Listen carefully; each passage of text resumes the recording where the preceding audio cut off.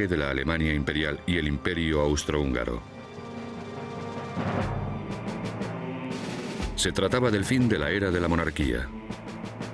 Los europeos creían que sería una guerra de caballeros. Estados Unidos, con su impresionante poderío industrial, permanecía neutral. La opinión pública norteamericana creía que el conflicto era una locura. Cuando movilizaron a los soldados franceses, estaban convencidos de que regresarían a casa para la vendimia en septiembre. Los más pesimistas pensaban que la guerra acabaría en Navidad.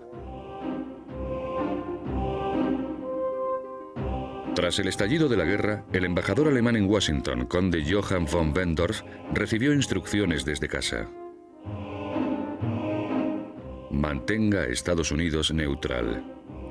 También había recibido órdenes más siniestras.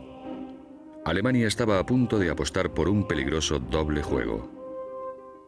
En 1914, la Marina británica era la más potente del mundo. Junto con la Marina de Rusia y Francia, dispuso un bloqueo para restringir el flujo de provisiones hacia Alemania. Al principio, el embajador alemán montó una campaña de publicidad para convencer al público americano de que Alemania estaba sufriendo un brutal estrangulamiento a manos del bloqueo británico.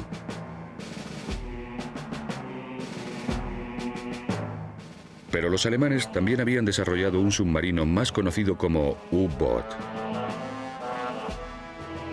Capaz de esquivar al enemigo, la Armada Imperial Germana creyó poder desarrollar una flota mercante de submarinos para abastecer a la máquina de guerra. Su potencial militar como navío de ataque aún no había sido descubierto. Para inaugurar el servicio de submarinos comerciales entre Bremen y Baltimore a finales de 1914, el submarino Deutschland navegó triunfal hasta el puerto de Baltimore tras esquivar a la Marina británica. Von Wendorf promocionó su objetivo. La misión naval pretendía cimentar las buenas relaciones entre Alemania y América. El embajador dio la bienvenida a sus paisanos, pero también recibió instrucciones secretas de Alemania para establecer una red de sabotaje. Calle arriba del muelle de Hansa House, oficina de la línea Hamburgo-América, el capitán del submarino saludaba al público. Por las noches se reunía en secreto con miembros de la embajada alemana. El submarino traía consigo saboteadores y municiones. Ocultaron los explosivos en el segundo piso de la Hansa House. Pero no resultaba práctico enviar agentes a Estados Unidos en submarinos de forma continuada. Los alemanes habrían preferido, claro está, llevar a sus propios saboteadores, pero resultaba muy difícil hacerlo, debido al control del mar que ejercían los británicos.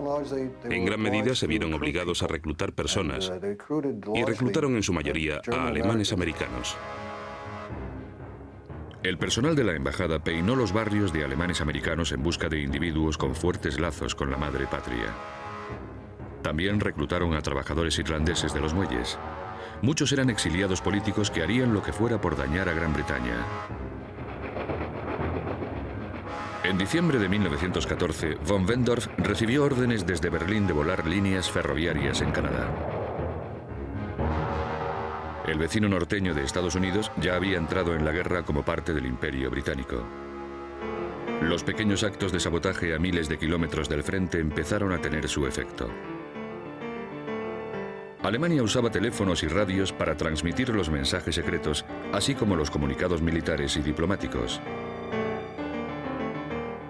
Los británicos habían comprendido hacía tiempo que la nueva tecnología de la comunicación conllevaba que la guerra se librase no solo en los campos de batalla y en los mares, sino también en el aire.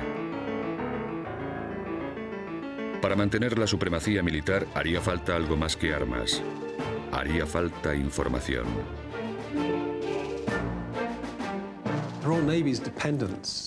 En 1914, la dependencia que tenía la Marina Real de las comunicaciones inalámbricas significaba que ello era una parte vital de los comunicados secretos. Tenían que proteger sus propios comunicados y sabían que sus enemigos o sus enemigos en potencia tenían que proteger los suyos. A las órdenes de Winston Churchill, entonces primer lord del almirantazgo, Inglaterra reunió a intelectuales, lingüistas y hombres de la Marina. Su misión era descifrar los mensajes interceptados. Con su base en la sala 40 del edificio del almirantazgo en Londres, tan solo un puñado de gente sabía de su existencia. La previsión británica dio sus frutos al poco de empezar la guerra. A finales de 1914, darían un golpe de inteligencia que, con el tiempo, afectaría al resultado de la guerra.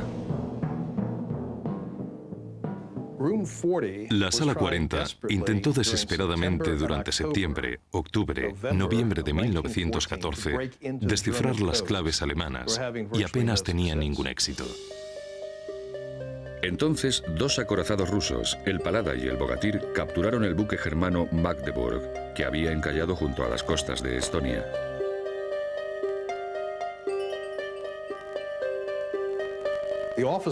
Los oficiales del Magdeburg cogieron los libros de claves, los metieron en bolsas con telas pesadas y cuando se hundía el barco, las tiraron por la borda.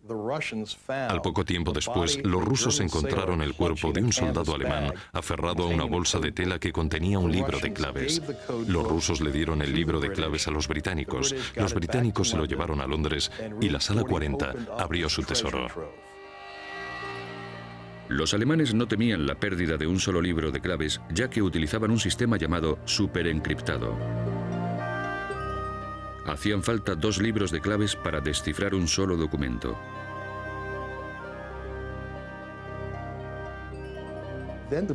Entonces, los ingleses hicieron un gran descubrimiento. Casi al mismo tiempo en que el libro del Magdeburgo llegaba a Londres, un libro de un carguero alemán capturado junto a las costas australianas llegó a Londres. De modo que de repente, los descodificadores de la Sala 40 lo tuvieron hecho.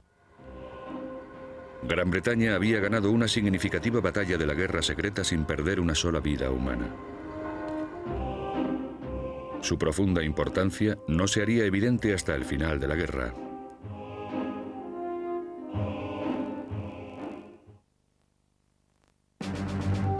El ejército alemán se topó con las fuerzas francesas y británicas después de haber avanzado sobre Bélgica y una vez dentro de Francia.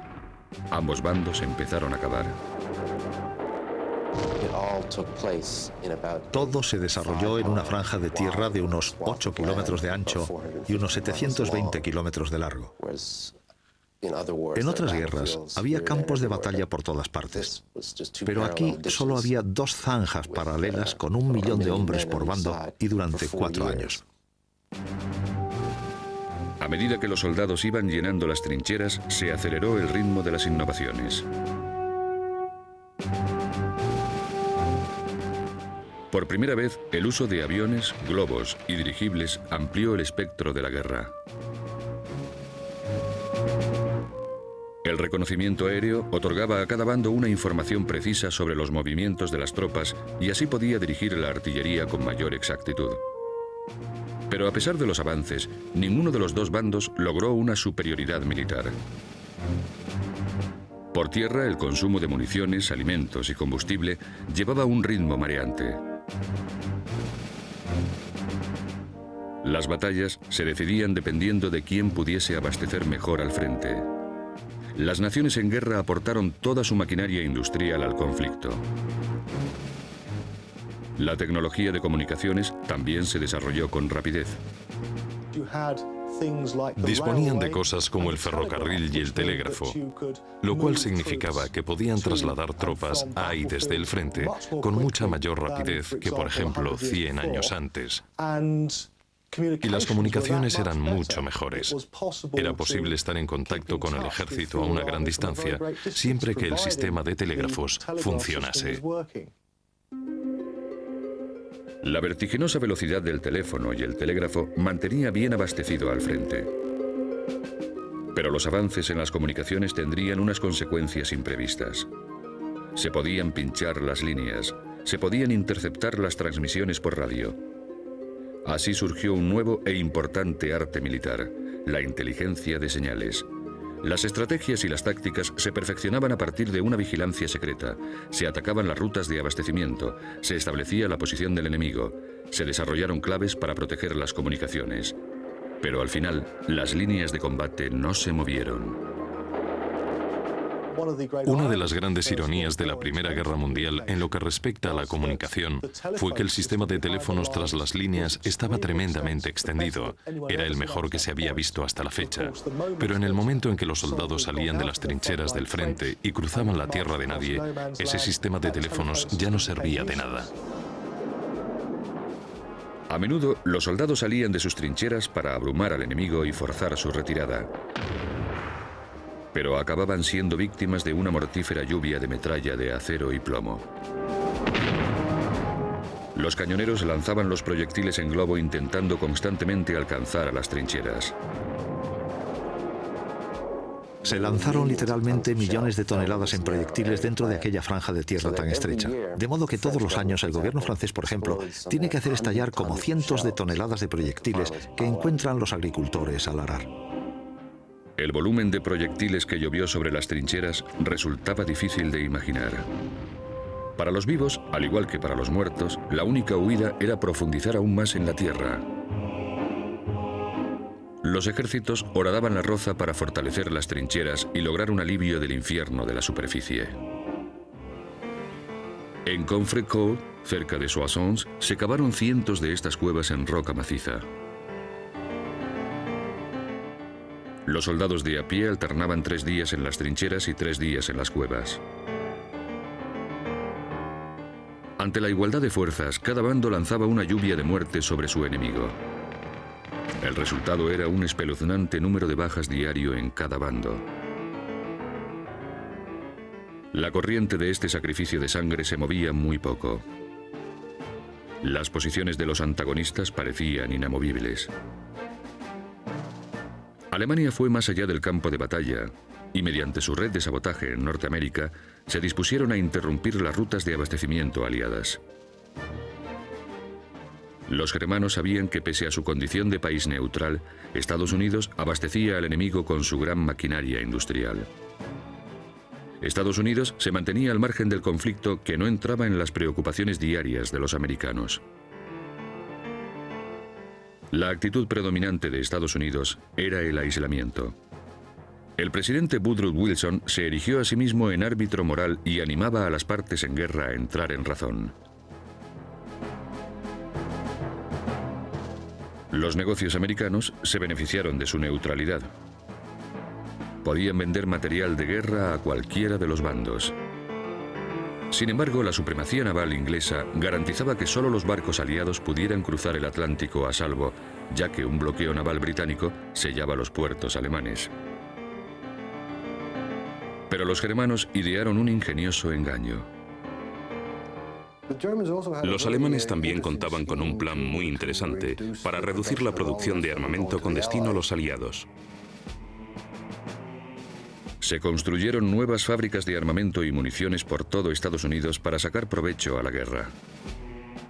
En Bridgeport, Connecticut, se montó una nueva planta de municiones. Los compradores rusos, ingleses y franceses buscaban frenéticamente más unidades. En la fábrica tomaban nota del pedido, exigían un depósito y prometían la entrega a los 6 meses. Solo había un problema. La planta estaba dirigida por alemanes. Lo montaban como una tapadera. No llegaban a fabricar nada. Hacían los contratos y el dinero que recaudaban se lo quedaban los alemanes. A los 6 meses, las fábricas cerraban y los directores desaparecían. Esta operación fue idea de Franz von Rintelen, conocido como el invasor oscuro. Trabajaba para un banco inglés en Nueva York. Su familiaridad con las finanzas y su respetabilidad eran la tapadera perfecta.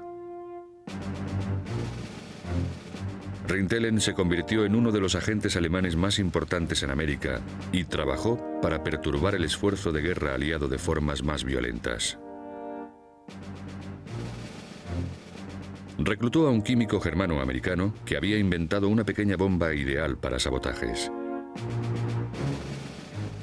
Consistía en llenar hasta la mitad un tubo de plomo como del tamaño de un puro con un líquido inflamable. Luego, el químico colocaba un disco de cobre dentro y añadía ácido sulfúrico al otro lado. Cuando el ácido disolvía el disco, la bomba explotaba una semana o dos más tarde. Uno de los aspectos más asombrosos de esa historia es que al empezar la guerra, un gran transatlántico alemán llamado Friedrich der Grosse estaba anclado en el puerto de Nueva York. Y a los alemanes se les ocurrió la brillante idea de fabricar estos aparatos en el barco. Convirtieron una parte del barco en una pequeña fábrica donde elaboraban estas bombas para luego sacarlas a escondidas y pasárselas a los estibadores de los muelles, que las colocaban en los barcos que llevaban municiones a los aliados. Ya en alta mar, estallaba un incendio en la carbonera de un carguero y se hundía. No se sabe realmente cuántas veces lograron tener éxito con esta táctica. Nunca se llegó a sospechar de las bombas puro. Su pequeño tamaño y la intensidad de sus llamas las hacían muy difíciles de localizar. En 1915, América no tenía ni idea de la infiltración alemana. El presidente Woodrow Wilson quería mantener a Estados Unidos en un rumbo neutral. Pero su postura pronto se vería puesta a prueba por una nueva arma secreta.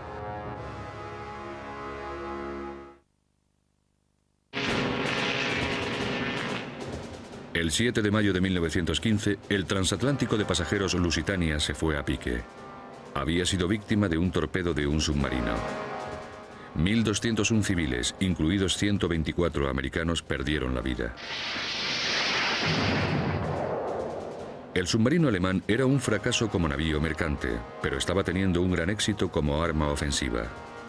Los submarinos hundieron millones de toneladas de provisiones aliadas. La pérdida de tantas vidas americanas no fue bien recibida en Estados Unidos. Se pidió emprender acciones contra Alemania. Una vez más, el embajador von Wendorf entraría en acción. Emitió un comunicado en el que decía que el Lusitania transportaba armas a Inglaterra. A la luz del estrangulamiento al que les sometía la Marina británica, dijo que el hundimiento estaba justificado. Para respaldar su teoría, la red de espionaje de von Wendorf falsificó documentos que supuestamente demostraban que el transatlántico transportaba municiones. También pagaron a falsos testigos para que mintieran en los interrogatorios. Hubo una polémica considerable, ya que muchos creyeron que los ingleses habían utilizado a los americanos a modo de escudo. Pero von Wendorf fue crucificado en la prensa estadounidense. Cada vez había un mayor clamor para que Estados Unidos hiciera algo más agresivo, pero el presidente Woodrow Wilson estaba empeñado en mantener al país fuera de la guerra a toda costa. Wilson no quería ponerse al electorado en contra antes de las elecciones de 1916. Se quejó ante von Wendorf, pero de forma leve. El embajador germano intentó aplacar al presidente prometiéndole unas conversaciones de paz. Wilson había enviado a Europa a su íntimo amigo el coronel Edward House para que evaluara las posibilidades de paz.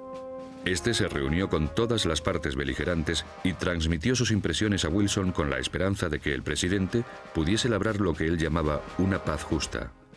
El gobierno americano en Washington seguía enviando comunicados a Europa para clarificar la situación, pero los alemanes se quejaron de estar en desventaja, ya que los británicos habían cortado su cable transatlántico. Hicieron una solicitud extraordinaria al coronel House. Le pidieron permiso para utilizar el cable americano para enviar mensajes en clave a su cuerpo diplomático. House aceptó en un esfuerzo por alcanzar un terreno de juego equilibrado. Pero las intenciones de los germanos eran otras. Su doble juego tomó un nuevo y mortífero rumbo. Los vehículos motorizados se estaban abriendo paso, pero en gran medida los caballos seguían siendo el medio de transporte fundamental. Estados Unidos, con sus enormes llanuras, se convirtió en el primer proveedor de caballos para el ejército aliado. Usaban los caballos para tirar de las carretas de artillería, para llevar provisiones al frente. Los caballos eran un elemento muy importante de la guerra en aquella época. Y los alemanes tuvieron la idea de ir a por los caballos. Procedente de Vladivostok, Rusia, un espía alemán disfrazado de mujer llevaba unos viales encima. Estas pequeñas botellas eran una nueva clase de arma, más mortífera en potencia que las balas. Tenían anthrax, muermo y otras enfermedades.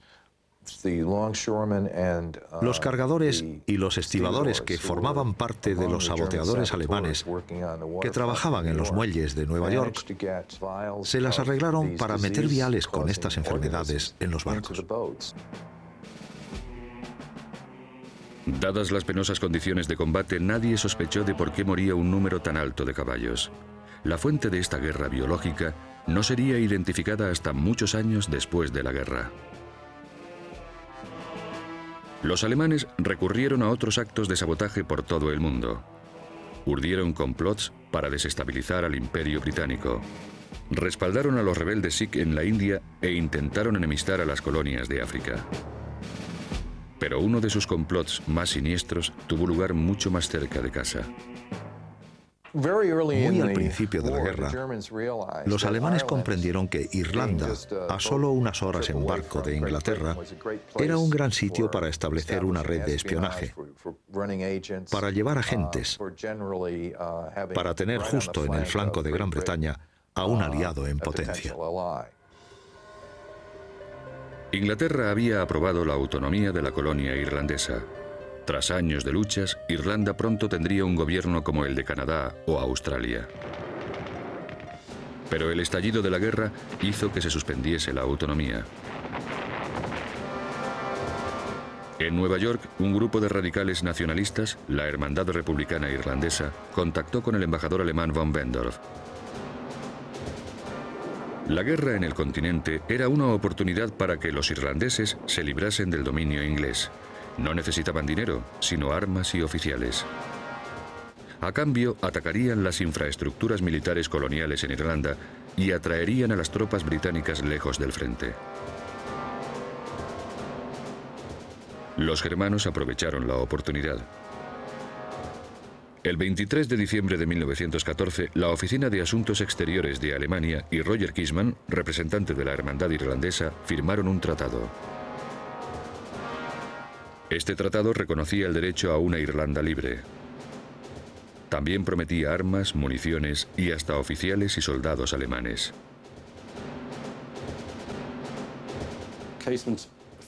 A partir de entonces, el principal objetivo de Kiesman fue intentar reclutar prisioneros de guerra irlandesa que habían sido capturados por los alemanes para que entrasen a formar parte de una brigada irlandesa. El objetivo final era que esa brigada irlandesa regresara a Irlanda con armas para ayudar a iniciar la rebelión. El reclutamiento se desarrolló con lentitud. Aún así, en 1915, la Hermandad Republicana de Irlanda ya había estudiado el envío de armas para un levantamiento al año siguiente. Los alemanes estaban encantados dejando que los irlandeses les hiciesen el trabajo sucio. Los rebeldes querían 100.000 rifles, artillería y oficiales germanos, pero los alemanes solo les enviaron 20.000 rifles y varias ametralladoras. Patrick Pearse, organizador de la Hermandad Irlandesa, planificó una rebelión para la Pascua de 1916. Decía que el pueblo irlandés, como Cristo, resucitaría ese día. Sin embargo, Roger Kiesman temía que una acción mal planificada supusiera una catástrofe para Irlanda. Al fracasar el reclutamiento de prisioneros irlandeses, instó a los alemanes a cumplir sus obligaciones del tratado y a apoyar la rebelión hasta el final, pero sin éxito. El servicio de inteligencia alemán camufló un avión inglés capturado como un carguero noruego con el nombre de Aud. Debía dar todo un rodeo desde Bremen hasta Irlanda para evitar el bloqueo inglés. Llegó a la bahía de Tralee con su escaso cargamento de armas el 21 de abril, el Viernes Santo antes del Domingo de Resurrección.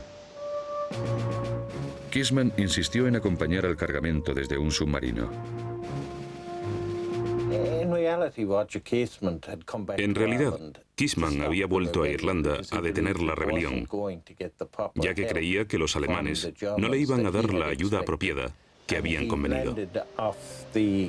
Desembarcó en la costa de Tralee el Viernes Santo de 1916, con la intención de convencer a los líderes rebeldes de suspenderlo todo. El Aud y el submarino esperaron a sus camaradas, pero ninguno llegó a la orilla. Había habido un malentendido. En la mañana del sábado 22, el submarino llevó a Keesman a la orilla. A la mañana siguiente, al levantarse la niebla, el Aud fue interceptado por navíos británicos. Lo escoltaron hasta Queensland, donde el capitán del Aud hundió el barco y los 20.000 rifles. Keesman fue arrestado por las autoridades británicas al poco tiempo de desembarcar. Al llegar Keesman a Inglaterra y ser interrogado por el Servicio de Inteligencia de la Marina Británica, comprendió que lo sabían todo y les pidió permiso para solicitar a los rebeldes que suspendieran la rebelión. Pero el almirante Blinker Hall, jefe del Servicio de Inteligencia Naval, quería que la rebelión estallase para poder aplastarla con el ejército inglés. Decía que era como un cáncer y que había que extirparlo. El lunes, el día después de Pascua, a pesar de su escasez de hombres y armas y con la falta de apoyo de la población, los rebeldes irlandeses lanzaron un ataque suicida encabezado por Patrick Pearse. Pearse estaba empeñado en hacer una rebelión a toda costa, porque creía que si los ingleses la aplastaban con gran violencia, la opinión pública irlandesa pasaría a apoyar a los republicanos. En aquel conflicto de 6 días, los británicos arrasaron manzanas enteras de Dublín, causando un importante número de bajas. El ataque polarizó a la población irlandesa. El sueño de la autonomía había quedado hecho añicos. Los alemanes estaban contentos con una Irlanda desestabilizada. Los nacionalistas irlandeses pasarían a organizarse para la creación de un Estado libre. Los ingleses, con su aplastante respuesta, fomentaron el odio de muchos irlandeses. Los problemas resultantes han continuado hasta finales del siglo XX.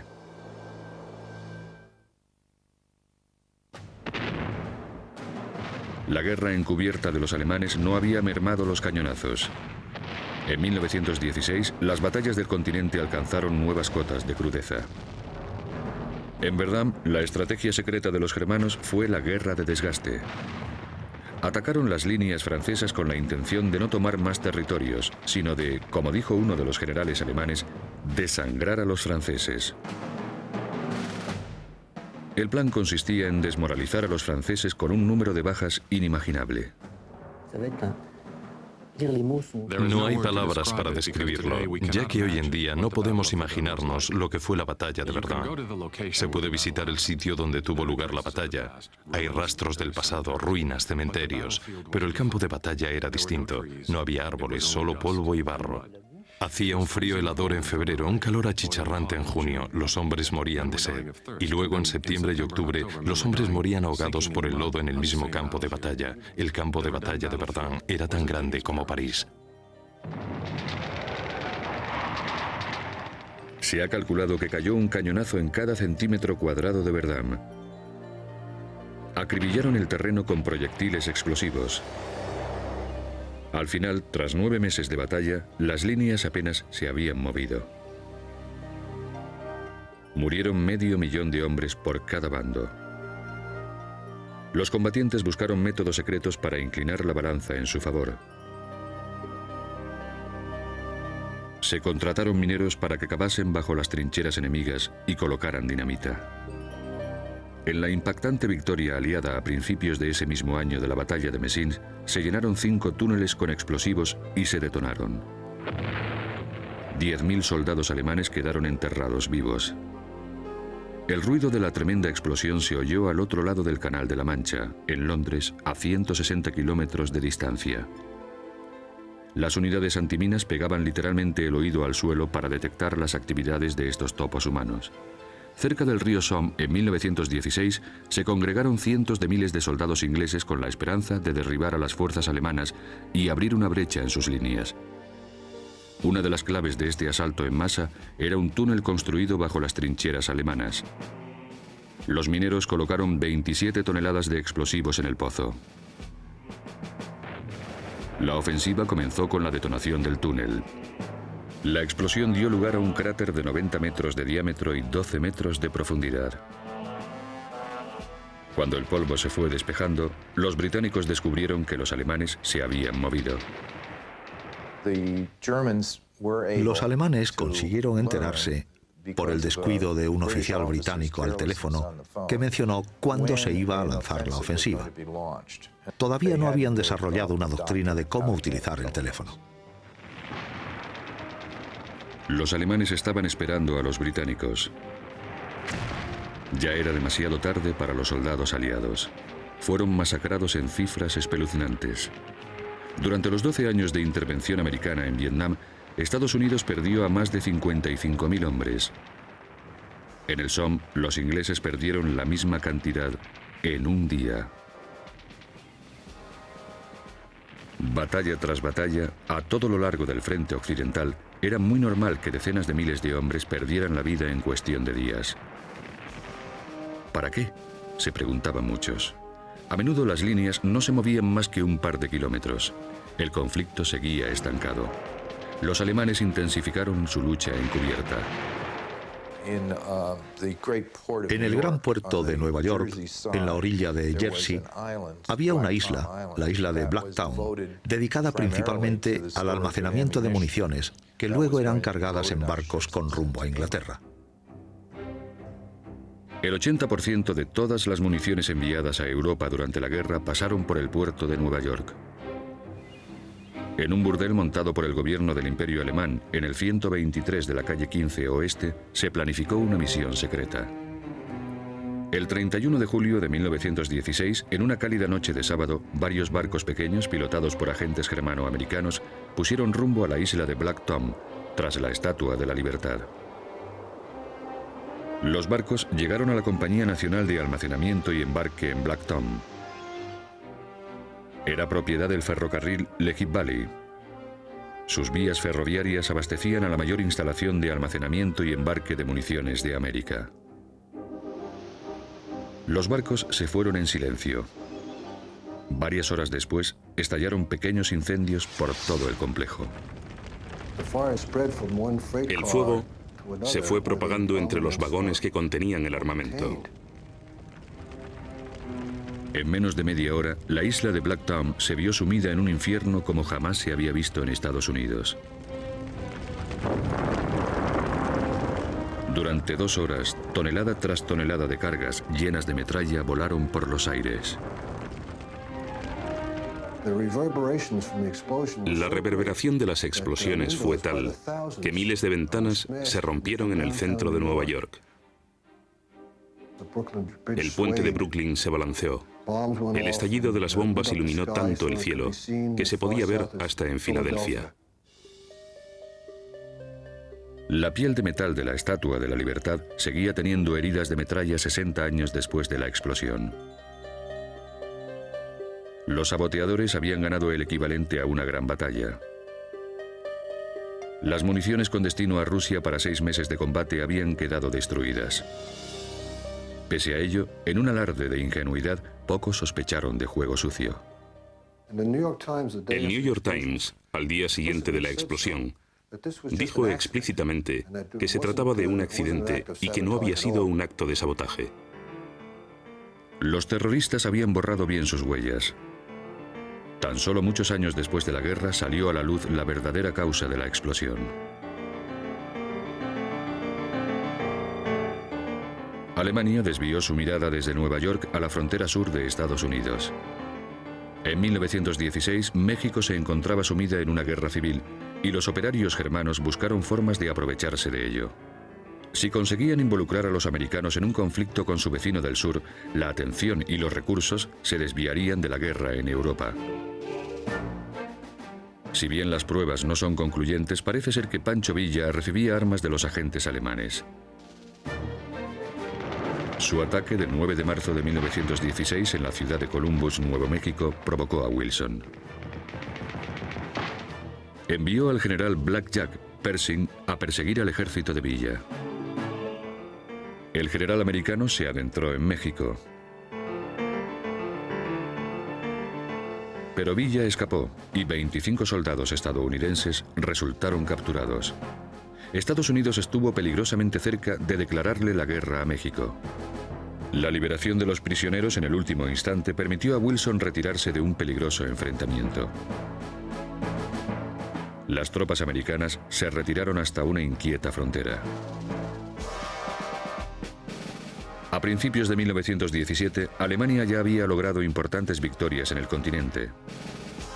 Si bien la población civil germana estaba pagando un precio muy alto, la guerra estaba a punto de volverse en contra de los aliados. Pero el servicio de inteligencia alemán no pudo descubrir un gran secreto francés en Chemin-des-Dames. De haberlo destapado, los alemanes podrían haber ganado la guerra.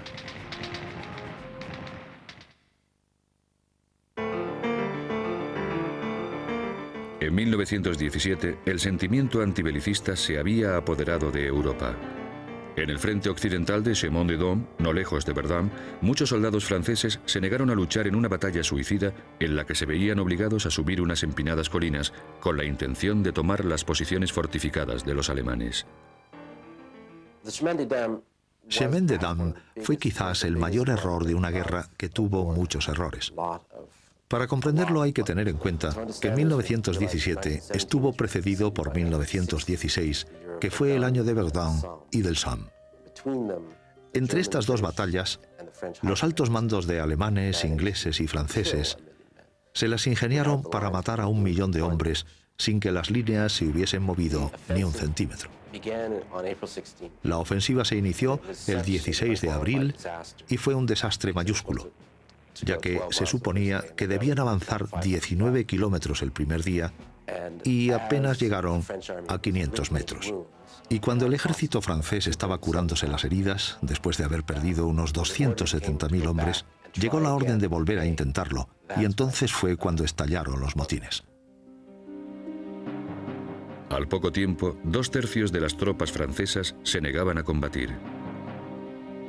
En una muestra de una tremenda falta de respeto, 30.000 hombres imitaron a las ovejas y balaron como respuesta a las órdenes de sus superiores.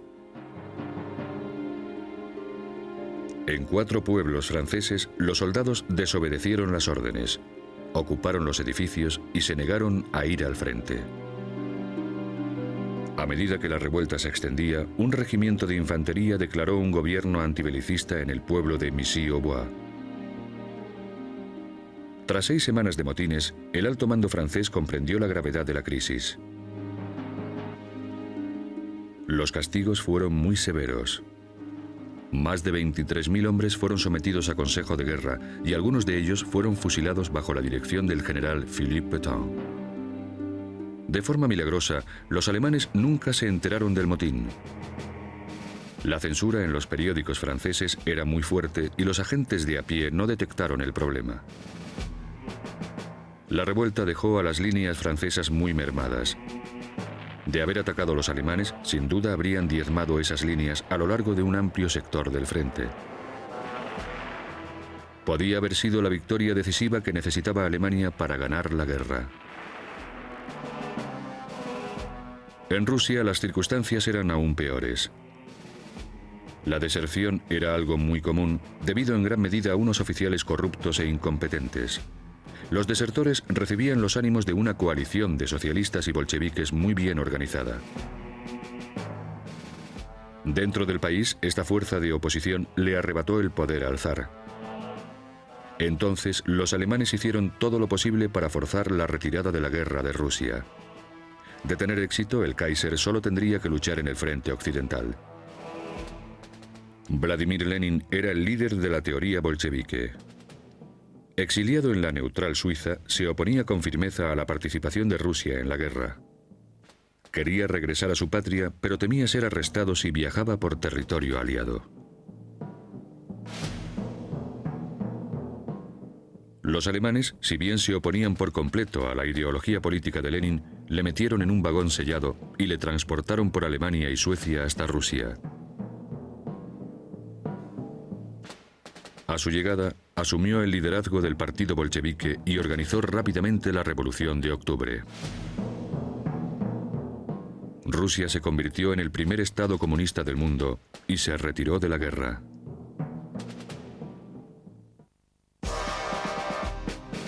A pesar de los ataques de los submarinos contra blancos militares, los ingleses seguían mandando en alta mar.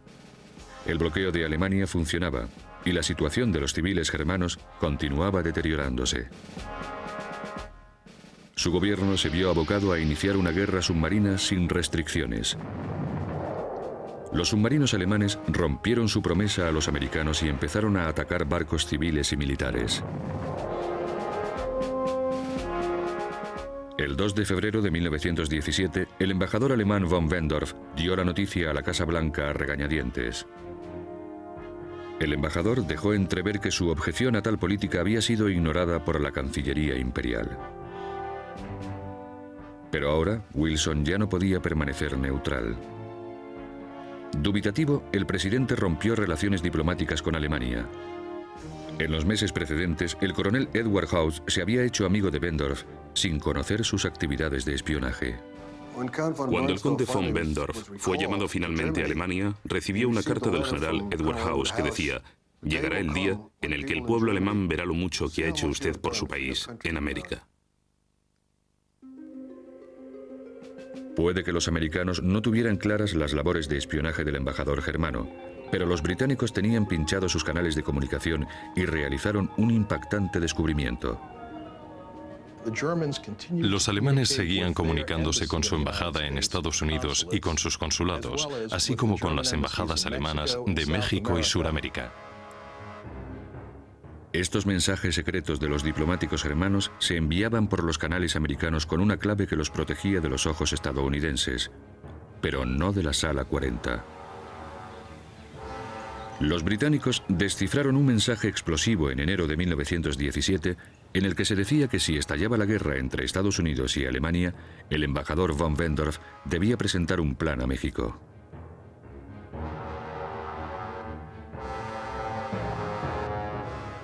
Se destacaba la cooperación entre alemanes y mexicanos basándose en el lema de «Haremos la guerra juntos y juntos haremos la paz».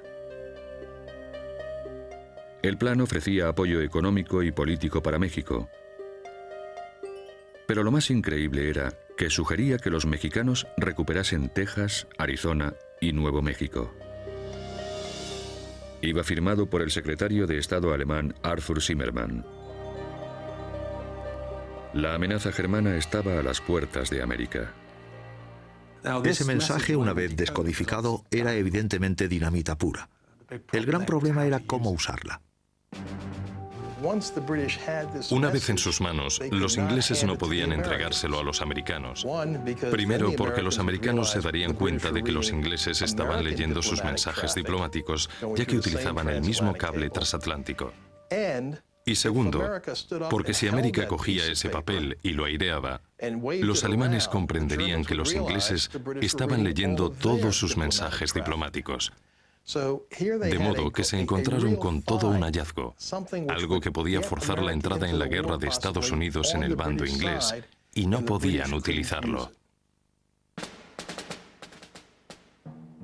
El almirante Blinker Hall, jefe del servicio de inteligencia británico, ideó un engaño muy complejo. Los británicos sabían que los alemanes se comunicaban con sus embajadas de varias formas distintas. Conocían el telegrama de Zimmermann, que no solo fue transmitido por el cable transatlántico, sino que pudo haber sido entregado en mano por un mensajero, pudo haber sido enviado por radio. De modo que hicieron que un agente británico en Ciudad de México robase una copia de la embajada alemana. Así pudieron coger esa copia y enseñársela a los americanos, lo cual significaba que los ingleses se habían enterado a través de su espía en la embajada alemana de Ciudad de México. El almirante resaltó cómo los alemanes habían estado planificando la guerra contra Estados Unidos mediante el sistema de cableado americano que tan generosamente les había ofrecido Wilson. El mensaje de Zimmermann se había enviado a través de la Western Union. En Nueva York también había una copia del telegrama, por lo que los americanos podían apuntarse el tanto del descubrimiento. Cuando el presidente de Estados Unidos supo de los contenidos del mensaje germano, montó en cólera. Rápidamente abandonó su postura de aislamiento. Wilson filtró el telegrama a la prensa y la fiebre de la guerra recorrió el país. Algunos congresistas partidarios de la neutralidad acusaron a Wilson de fabricar el telegrama para fines propagandísticos. Pero tuvieron que callar cuando, de forma asombrosa, Arthur Zimmerman reconoció haber enviado el mensaje. Fue un grave error. El 2 de abril de 1917, Wilson pidió al Congreso que declarase la guerra a Alemania. América se movilizó para unirse al conflicto. El espionaje alemán prosiguió su labor sin trabas y sin ser detectado. A principios de 1917, en Kingsland, Nueva Jersey, la fábrica de automóviles y fundición canadiense, importante fabricante de proyectiles, explotó. Los yanquis no comprendieron que los saboteadores habían sido reclutados de las comunidades germanoamericanas hasta mucho después de terminar la guerra. 20 años más tarde, durante la Segunda Guerra Mundial, el miedo a esta clase de sabotaje interno llevó al presidente Franklin Roosevelt a arrestar a decenas de miles de japoneses americanos. De los responsables de los sabotajes, pocos fueron descubiertos y llevados a juicio. Sin embargo, el éxito de la guerra secreta de Alemania contra América y sus aliados no bastó para superar los errores de cálculo militares y políticos de los alemanes. La entrada de Estados Unidos en el conflicto desequilibró la balanza de la guerra. Una Alemania arrasada se rindió el 11 de noviembre de 1918. El armisticio puso fin a la guerra, pero no trajo consigo una paz real. Muchos millones habían muerto y muchos millones más habían resultado heridos. Se perdió toda una generación de jóvenes. El marco político y social había sufrido una alteración tan profunda que la guerra ya nunca volvería a ser igual. Los ejércitos y las naciones desarrollaron tentáculos invisibles que se adentraban en otros países. Los avances en criptografía llevaron a complejas máquinas de codificación y ordenadores avanzados. La desestabilización política pasó a ser todo un arte en el MI6, la CIA y el KGB. Los agentes biológicos y el sabotaje evolucionaron hasta formar arsenales secretos, transformando el terrorismo en un arma viable. La Primera Guerra Mundial dio paso a la era moderna de la inestabilidad y aún no ha acabado.